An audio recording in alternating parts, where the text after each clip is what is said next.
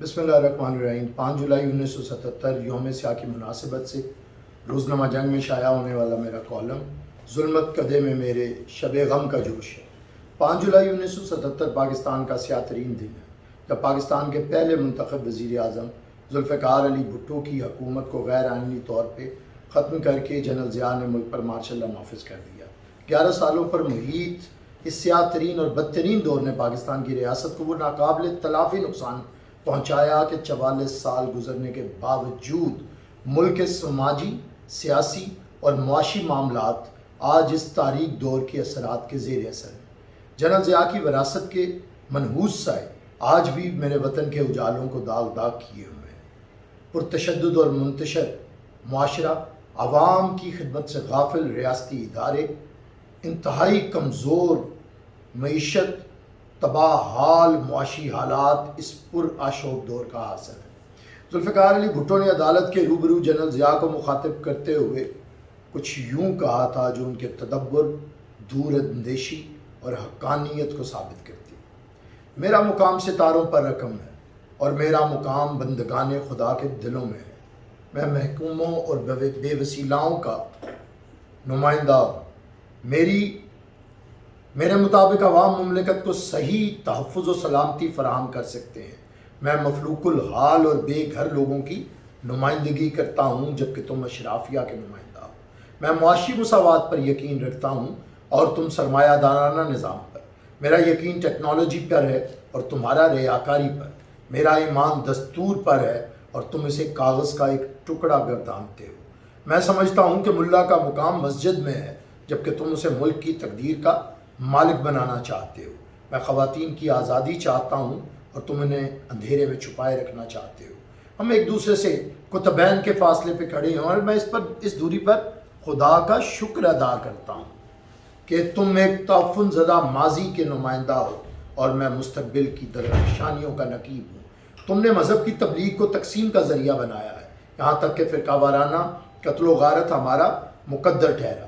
کیا تم پاکستان کو غرناطہ بنانا چاہتے ہو یا کربلا؟ شہید بھٹو کے الفاظ کی صداقت تاریخ اور جنرل ضیاء کے 5 جولائی کے شب خون کے بعد کی 4 دہائیوں کے ہر لمحے سے ثابت ہے۔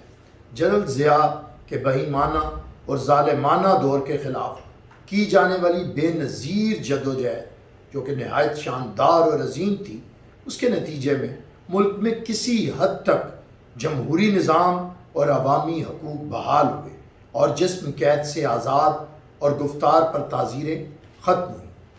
مگر اس ضیاء دور نے فکری ارتقا کو، جس کا خمیازہ آج بھی اس ملک کا ہر فرد اس گھٹن زدہ ماحول میں بھگت رہا ہے۔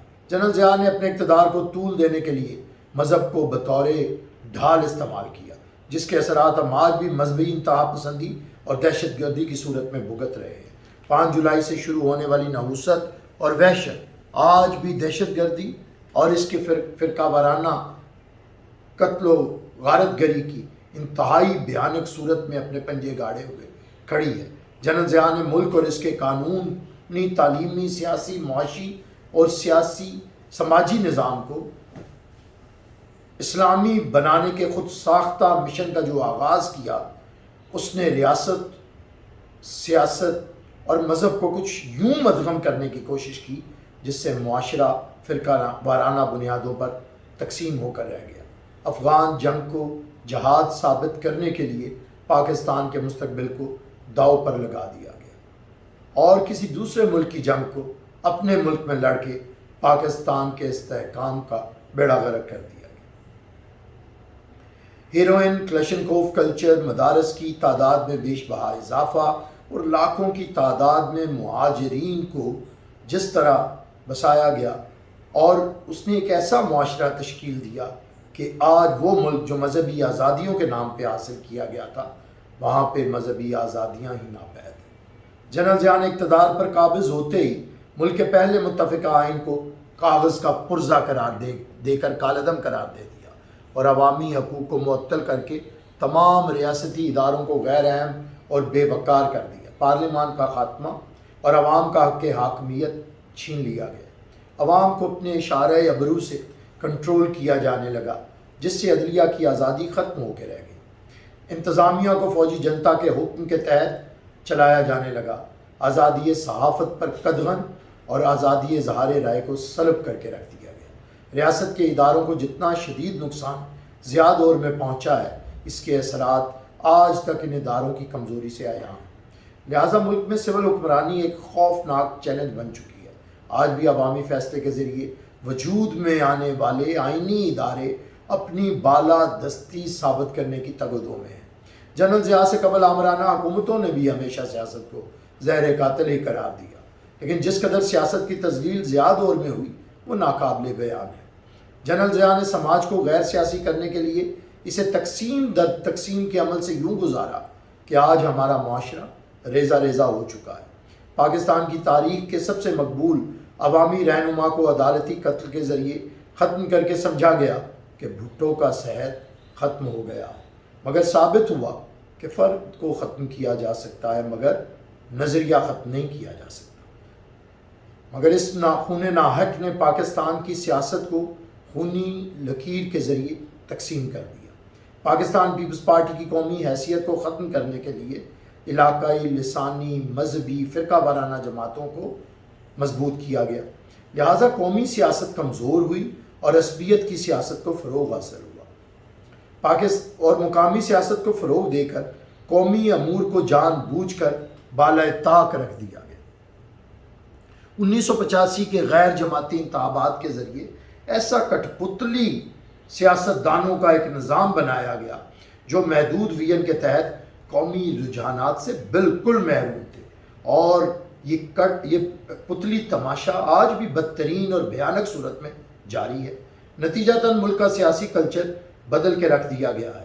سرمایہ کے بل بوتے پر سیاست کا آغاز اور کرپشن سیاسی نظام میں زیادور کے ذریعے سرایت کر گئی۔ اس طرح سیاست پیسہ بنانے کا کاروبار ٹھہرا۔ زیادور میں ذات، برادری اور مذہبی عقیدہ، لسانی عصبیت اور قومیت کی بنیاد بنا کر پاکستان میں سیاست کے چہرے کو داغدار کر دیا گیا تاکہ عوام سیاست سے اور اہل سیاست سے بیزار ہو جائے۔ بھٹو صاحب کا سب سے بڑا کارنامہ ملک میں جمہور کو ریاست اور سیاست سے جوڑنا تھا، یعنی کہ نظام اور سماج کو سیاسی بنانا تھا۔ جنرل ضیاء اور اس کی سوچ کے پیروکاروں نے جمہوریت کو سیاست اور ریاست سے لا تعلق کرنے کا ہر حربہ استعمال کیا، اور آج بھی سیاست اور سیاستدانوں کو ہر برائی کی جڑ ثابت کرنے کی کوشش کی جاتی ہے۔ جنرل ضیاء نے ریاست کے وسائل کا رخ اس کو سیکیورٹی سٹیٹ یعنی کہ ڈیپ سٹیٹ بنانے کی طرف موڑ دیا۔ نتیجتاً ریاست کی ترجیح عام آدمی نہ رہا اور فلاحی ریاست کا نظریہ معدوم ہو گیا۔ آج اگر ہم پاکستان کو جناح کا پاکستان بنانا چاہتے ہیں تو ہمیں شہید ذوالفقار علی بھٹو کے نظریے کو سامنے رکھتے ہوئے اور شہید محترمہ بے نظیر بھٹو کی جد و جہد کے تحت آگے بڑھنا ہوگا۔ ہمیں ضیاء کے منحوس وراثت کے سایوں سے باہر نکلنا ہوگا۔ نوجوان نسل کو اس عظیم جد و جہد میں بلاول بھٹو زرداری کی قیادت میں شامل ہو کے ہماری ترجیح رواداری ہے، انتہا پسندی نہیں، اس کا اعلان کرنا ہوگا۔ ہمیں شعور اور جہالت میں سے ایک کو چننا ہوگا۔ ہمیں برداشت اور عدم برداشت میں سے ایک کا انتخاب کرنا ہوگا۔ ہمیں واضح طور پر جمہوریت اور آمریت میں سے ایک کے حق میں فیصلہ کرنا ہوگا۔ ہمیں فساد اور امن میں سے ایک کو اپنانا ہوگا۔ ہمیں ایک ایسا معاشرہ تشکیل دینا ہوگا جہاں پہ مذہب روحانی تسکین دے، نہ کہ تقسیم اور تفرقے کی بنیاد بنے۔ ہمیں عوام کے حق حاکمیت کو تسلیم کرتے ہوئے ریاستی آئینی اداروں کی بالادستی کو تسلیم کرنا ہوگا تاکہ عوام طاقت کا سرچشمہ قرار پائیں اور معاشی مساوات کے ذریعے پاکستان کو فلاحی ریاست بنایا جا سکے۔ اور اس کے لیے خلق خدا کو بیدار ہونا پڑے گا، کیونکہ ان کی بیداری ہی دلیل سحر ہے۔ کیونکہ ظلمت کدے میں میرے شب غم کا جوش ہے، ایک شمع ہے دلیل سحر سو خاموش ہے۔